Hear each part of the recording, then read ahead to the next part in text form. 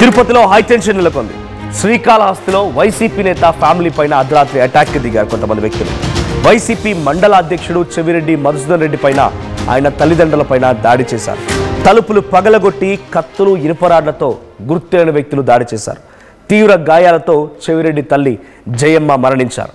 తండ్రి మహాదేవ్ పరిస్థితి విషమంగా ఉంది. అయితే ఘటనా స్థలానికి చేరుకొని దర్యాప్తు చేస్తున్నారు శ్రీకాళహస్తి పోలీసులు. శ్రీకాళహస్తి వైసీపీ నేత చెవిరెడ్డి మధుసూదన్ రెడ్డి ఇంటిపైన అర్ధరాత్రి కొంతమంది దుండగులు దాడికి యత్నించారు. రాజకీయ కక్షలో భాగంగా జరిగిందేనా? ఏకంగా ఒక తల్లి మరణానికి కారణమయ్యారు.